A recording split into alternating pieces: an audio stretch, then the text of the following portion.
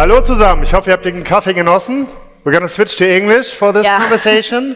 Deb, Sebastian, welcome to the stage. Thanks a lot. This is going to be an intimate discussion between us.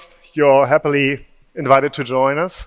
Guys, let's kick it off by introducing yourselves. Who are you and your roles within KoRo so that we get a better understanding of what you guys did and why you're here today? All right, shall I start? Yes, please. Okay, so guten Tag everybody, and really happy to be here. I'm Deborah, and I'm head of tech innovation at KoRo. And I've been working in the company for the last 5 years, switching between different roles. At the very moment, we are basically building the digital product team of the company. And next to me, we have Sebastian. Yes, hello everyone. I'm Basti. I've also been with KoRo almost 5 years now, switched a lot of roles, came from Amazon and setting up all the marketplaces. And then since 1 year, I joined with a big project, PIM integration. Come on, you want to do it? And basically now I'm in the process and innovation team. And we implemented this last year and it was a lot of fun. And I'm glad to share what we learned. Brilliant, that's what we want to hear. Big round of applause, thanks. And guys, just for the heads in the room who don't know what KoRo does, what it's all about, can you give a little outline of what you guys do? For sure. We're KoRo. We are based in Berlin. We're 10 years old as a company, so relatively young, I guess, also compared to quite a few companies that are here in the room today. And so we basically are focused on building the next better for you snacking brand. We have quite a lot of categories in our shop at the very moment, more than basically individually, more than 1,000 SKUs, more if you consider trays and variants obviously around it. But we are really focusing a lot at the very moment on like functional food and protein snacks, but also we have a long tail of other categories such as commodities that we really sell in bigger packages, primarily to have a better price per kilo. And also we deal directly with suppliers with really direct supply chains, so we don't have a lot of intermediaries in between. We cut basically the middleman, and this allows us to come with more competitive prices and fair prices per kilo. On top anyway of having a really good quality, because we select the suppliers and we work directly with them to make sure that we deliver qualitative products. And we are active in the end in 12 European countries at the very moment, so DACH, but also France, Italy, Netherlands, the Scandinavians, and Spain and Portugal as well. And we basically closed the year with like 170 plus million revenues last year, growing 50% year on year. So that's something quite strong right now in the e-commerce area.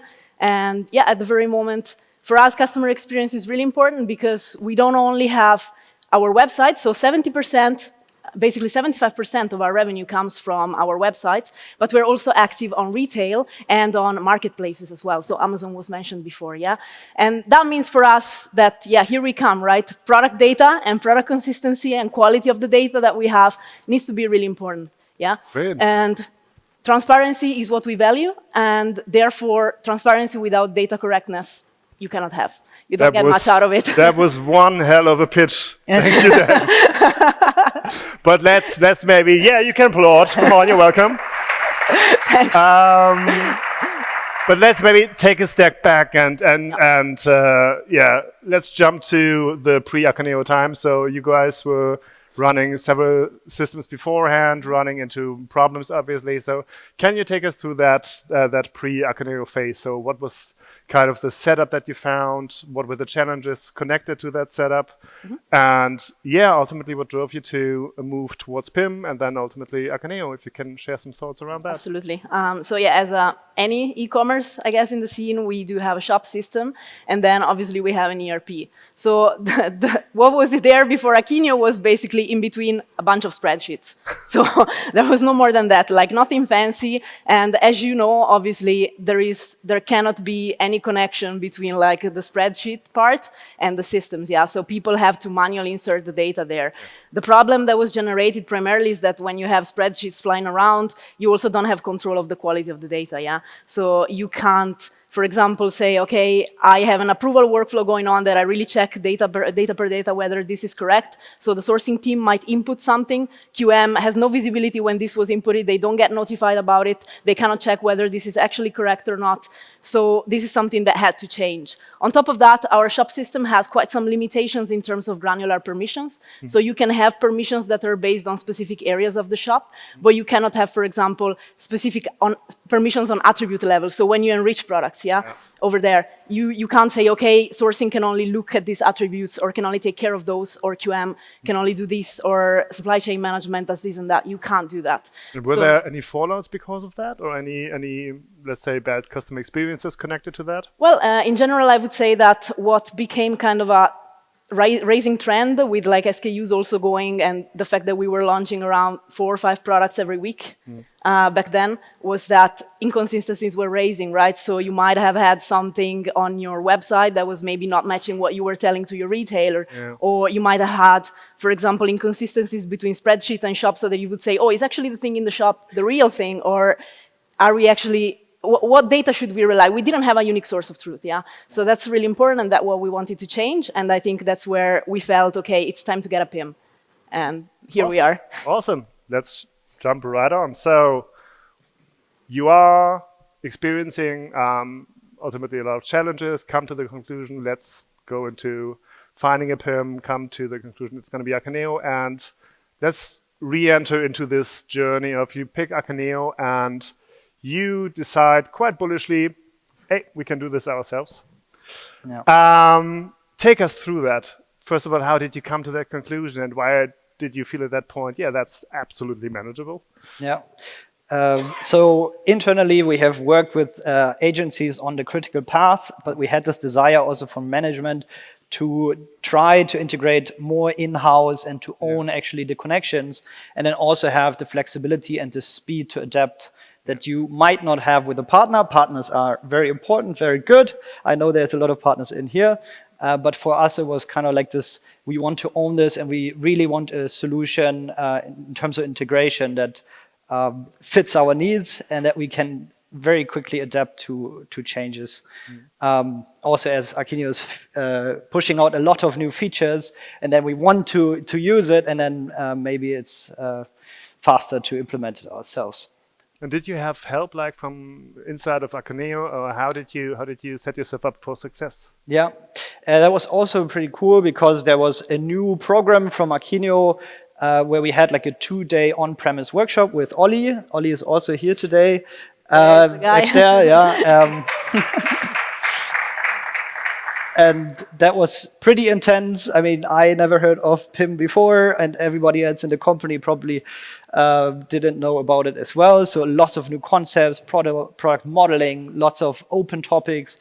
And the cool thing was that all the key users and stakeholders that are going to use the PIM were already in this meeting before we touched or installed one thing. So that was really key. And then afterwards, we had 8 ECM sessions, which basically was 2 sessions a week with homework in between, with Ollie in there telling us, this is how it works. You have to gather all the data. We have to set up the attributes. We have to basically do an MVP in 4 or 5 weeks. And then we were enabled to push to target product afterwards. And then in total, it took like 7 months to integrate. But it was a really good setup that we had this kind of like internal, we could ask questions and so on and so forth. And then if I may tell the recipe of how to do this, right? I think it's like 4 things actually. One is sponsorship from management to get the resources, to have the time frame. Second is good project management, have structure, have regular meetings, have key users from all the departments, involve them and listen to them, and don't do anything like on the technical side and then look at this cool feature and then they don't need it or they don't want it. So this was really key. And I think the 4th part, I mean, we all talk about AI. Data migration is a huge task, right? Consolidating 4 sources of truth into one, having like the structure, right? Unstructured data into structured data. And I mean, for me, I would have needed like 2 more developers at least. And ChatGPT was my biggest friend ever. Obviously, don't put your data in there, but get the scripts and the formulas and everything. That really made this a success. So it sounds like a challenging task, but you basically comes down to being well organized, being well prepared, and obviously having resources internally that are set aside for this. What is like one of the key challenges you felt that you had to overcome in this? Something kind of like unforeseen where you just hadn't planned for? I mean, it's always having multiple stakeholders sitting together. They all want their voices heard and like, I need this, can we put this? Biggest topic was like, not the biggest, but one was like, oh, can we put price in the PIM? Yay! And then we were like, no, this is hot data, never do this. That's a very terrible idea. But I mean, they were like, oh, it's product related, let's put it in there. But then have like this talk of being like, no, let's put this in the ERP and it's all good. And I think another thing, that the data migration took just longer than anticipated, because you want to do it right, or it's not like 95% of data migration is not enough. It has to be 100%. We don't want to lose data and work of people. But yeah, I think that was one of the key issues, yeah. Okay, you overcame that with the help, first of all, of course, of PS, but also internally learning. And I think it's also something that we need to underline. You have a learning process through that, so you're basically heading your own progress and take all these learnings from it, and then therefore you get to grow in the future also because of those learnings. So kudos to that. In terms of, you have Akeneo now, so what's like the first impact that you guys see? How does it enable you? Is all these hopes and wishes you had when the name PIM and Akeneo came in, is all of that fulfilled, or how do we approach this? I think for me, honestly, what I really was happy to see, especially in the beginning, is mostly visibility around KPIs that before we couldn't really track. So, you know, when you have everything in a spreadsheet and it's like, you can't retrieve like, oh, when was this inserted and so on so easily, you know? And that's exactly the first thing. So you can really now track, okay, how many products were created without being published on the website, right? How many products are we taking care? How many updates are happening every day or every week around products? And it's quite insightful to see, right? You have every day you have more than 100 updates on products, right? And it's really crazy because you don't really realize this. It's like, oh, wow, so many teams, at least 10 teams touch those products every day, and 25 of actually people work directly in the PIM, you know? And it's incredible when you track that, and at the very same time, you also see how it can be easily optimized throughout the whole project management around all of this, yeah? So when you develop a product, the whole product development journey is a huge, huge project management and coordination work. And I think that is really also what Akeneo can accelerate, because you have immediately visibility on what is there already. You know immediately what are the next steps that are left, and you can just really accelerate your way through launching that product in the go-to-market. It's a great point. And so you actively now use feedback that you have from the customer side to feed to the product teams to ultimately influence what you put out there next? Yeah, absolutely. And at the same time, I think also we really treat the PIM, so to say, as an oracle. Yeah, it's our unique source of truth, so to say, for our whole product data. Okay. And that's where everything should happen. And that's why, for example, we are really keen on developing more and using quite a lot of the features that you are launching right now, for example, the UI extensions and so on, to really make the PIM like the perfect place to work for all of our teams in the end. Okay, maybe can I add something really quick? Yeah, because I think one big impact is about data ownership. Before spreadsheets, everyone can do anything, right? And then now we have the attribute groups, right? And it's like this is enriched by the content team. And then if somebody finds an error, they can themselves do it and don't have to open a ticket and go anywhere. And like what I also in the setup we didn't mention, we had copy and paste to the systems, right? But now it's all automatically connected. We are also a little bit special because we start the journey of a product in the PIM, not in the ERP. Was also a big talking point. That's so unusual, but we're like, no, we want to put the people that actually start the enrichment process to be able to start the journey of a product. May I have a question there? Because I mean, what does it somehow influence the outcome? Does it fasten the process, or what would you say the biggest plus on that approach is? we hope it's going to speed it up. I have to be honest, we are 6 months in, right? We're all setting up all the KPIs and dashboards and so on, and impact from us, a product from start to finish can take a year, right? So we cannot say now, oh, it only took, I don't know, 2 months less or something like that, because it's not just the technical part that takes long, right? But in the long run, obviously, yes, we want to enable people to make decisions faster and don't rely on systems and I don't know where to do something, or this people left the company and now nobody can do it, or something like that. I think also something that I want to add here is also that I saw it specifically for some teams, localization and so on, that they really exploit the UI features of Akeneo, like split screen and confrontation, like comparing attributes to really check on translations and so on. And I think that's something that you could only do with 2 screens before, like the way we were set up. And these, or bulk editing, you know, it really allows you to just do something and do it faster, you know. So I would say on the operational efficiency, that's where I see the biggest impact of having a PIM. And at the same time also, I think strategically, because you mentioned this around, like, for example, owning data, this actually enables the company on a strategic level to have master data management actually matter for the company and be responsible for KPIs like data quality that should be key in the company. Okay, in terms of, we have a nice picture of how it was set up before and after. Sebastian, you want to share some thoughts around how that actually manifests itself nowadays, how you see the impact? I mean, I talked about a lot of these things before, right? Lots of copy and pasting, and now automatic push to the systems. And we also, I mean, before it took like 2 hours because, you know, it has to cache all the products and so on. But now we developed a new feature and it's like a priority thing. So yeah, you see the updates in 5 minutes. So this is much better experience for the users. And also we use shared catalogs, obviously, which is also a totally new way of people to get information about products, like set filters, download this, right? It's again like talking to your data, or being able to make decisions faster and not relying on going to the data team and being like, I need this a set of data of products and then have to wait a week to get it. So it's really having an impact here, and also from the users, they're like used to work in spreadsheets, and it's a huge upgrade. So I think, everyone is very happy that we have Akeneo now. So if you still think about getting a PIM, get a PIM for sure, and Akeneo is the right choice. But anyways. Thank you. And he's not getting paid for this.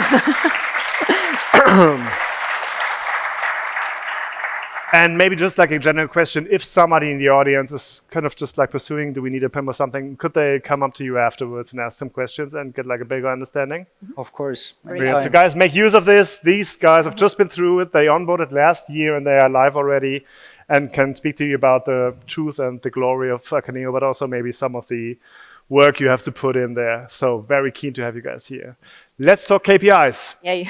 So you said you had a lot of hopes and dreams for bringing Akeneo into the ring, but ultimately, as probably everybody knows who has been on top of such a project and has to present it to a board and needs finance for this, there's ultimately always KPIs attached to something like this. So can you speak to kind of the top line KPIs you guys had to deliver against for this to be seen also internally as a success?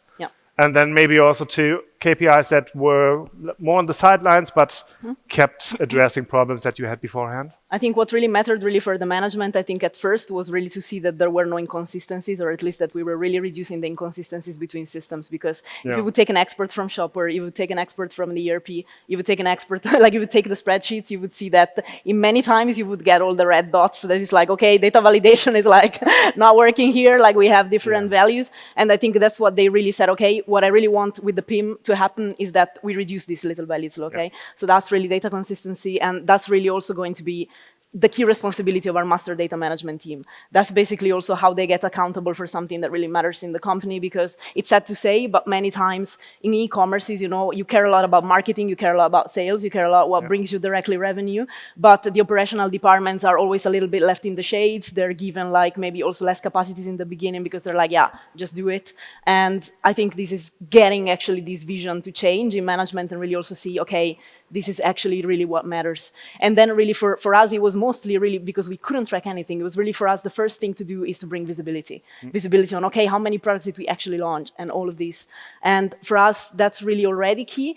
And in general, also what really mattered in management as well is to really see user satisfaction internally, because everybody was like going around the company and say, hey, I cannot work with this system is really terrible, I cannot do this, I cannot do that. And we really saw a lot. We did a benchmark survey basically before implementation, asking them, hey, how do you feel now, and how do you feel after, and how do you think this process speed up at the very moment what you're doing. I think the results were basically like super satisfactory around like the user interface and how it really interact, and the automations and the workflow that you can really exploit in Akeneo. I think we still have to see this like kind of clear KPI of like speeding up the process, because as also Basti said, we are very special on that. Like, it's not that we create a product and the next day is live. It's like a huge journey of like supplier handling and all of this. And I think that really requires a bit more calculations, but I could see really operational efficiency and project management is just way better streamlined. Like this. But let's also talk bottom line, because that's mostly what the boards and C-level are kind of interested in. So with the PIM now in place, how does it enable you to, for example, launch it to a new channel or a new market? Or can you speak a bit around that? Absolutely. In general, it's quite easy right now, because at the very moment, I mean, we don't have too many crazy channels, but we actually operate on the website. We just launched the mobile app, which is something, check it out if you want. But also we have retail, and there we make massive use of shared catalogs, for example, to really enable data consistency also to the information that we give to our B2B partners. At the same time, we have a KoRo cafe, as you might know, in Berlin, but we also plan to launch more basically in also internationally. And I think new features of Akeneo, such as, for example, the digital product passport, could also be a hint to actually, or it could be like actually a chance that you can get QR codes on labels and really drag people actually to a real omni-channel experience. So you're offline, you buy a product, you scan it, and you just find out more about, for example, impact and so on. So I think in Akeneo, what really was important for us is really fast enablement to have data consistency across all channels. That was really something that we could see. And at the same time, I think also making sure at any moment that we have a unique source of truth. That's really for us key. Sounds awesome. In terms of how long does it take you to enter a new channel compared to like the pre-Akeneo PIM times? Is there some soft estimate around that? I think overall, what I could see is that now, I mean, potentially, I mean, we didn't, to be transparent, we didn't, for example, enter, so to say, any new specific marketplace or anything since we are in Akeneo. So that's something I cannot specifically say. But I could see, for example, that if we decided, okay, we switch basically over the product feed to Google Ads, like Google Ads, for example, to Akeneo, that would be a one-click thing, and that would be like super easy, you know. If I would decide to enable another marketplace and let's say, okay, let's sell on somewhere else, then the key connectors would be just a plug-and-play thing. So I think that will really speed up a lot compared to, for example, building stuff ourselves or acquiring a new tool from outside that would do the whole part of like ETL. Yeah. Okay, yeah, that makes sense. Let's jump to things that you're not done yet. We are not allowed to do a Q&A, so we're gonna basically ask these two guys what questions they wish they would have had before entering this. Who wants to start? Sebastian? Yeah.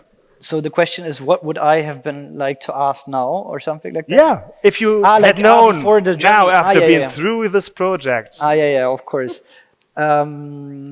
So I think what is key is to think about your product modelization early on, right? So if you say, I have this variance and I have these attributes and I have these requirements, right? And then every PIM has like a different way of solving this problem. I think the capabilities are almost the same everywhere, but there's like these little tweaks.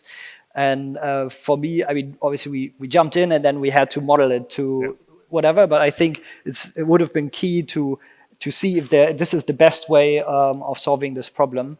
And then also think about data cleanliness and structure very early on, because the PIM is not solving your data quality. The PIM is not solving your processes, right? Yeah. So just buying the product and then being like, everything is going to be fine. No, it's a way to bring people together and talk about it. So I think there's key learnings that we had. I mean, it was early enough, right, to tackle it in a timely manner, but I can see this also failing in or making it a longer project if you believe that the PIM is going to solve all your problems. I think also on a strategic level, I would say this is important, like check your architecture and see basically how on the tech part you can actually achieve the Akeneo integration, because that will also set the foundation to understand, okay, do I have enough power, skills, and capacity to handle this in-house, or do I want to go with a partner? I think it's really important to also really understand and study your architecture model and study like against the Akeneo API and the Akeneo integrations opportunities that you have, because understanding this early on will enable you to make the right choices, because sometimes like you start and you say, yeah, I'm gonna be able to do it by myself, and then you bump into a really big blocker in the middle and you're like, okay, now I don't know what to do, I need to go with a partner. So making the right choices early on and really making sure that you have enough data to support your decisions on that. Yeah, that makes a lot of sense. And in terms of like the resources you guys had to really put into this project. So you talked about, I think, 3 developers basically full-time working on this? One developer. One developer full-time, but overall we had 2 technical admins, right? And then key users from 6 departments. Yeah. So in total, like 10, 12 people project team. Yeah, obviously also all heads and leads from the key department were looped in. So we had frequencies around our projects update. I mean, it's project management, right, in the very end. And yeah, this I think I have to say was actually the first key success case, I have to say, of like a big project implementation that was lasting long and with this number of stakeholders, because indirectly we involved more than 20 people over here and more than 10 departments. So I think that's exactly like the success case that we wanted also to show the company that yes, we can do this and we can do this internally, and we have a team that is skilled enough to handle this. Thank you. And thank you to speaking to us about this, really. We are very happy to have you here on stage. And any questions from the crowd? I'm just going to do this anyway. All still in the coffee break. Then thanks for taking the time. Yeah, thanks a lot. Thank you.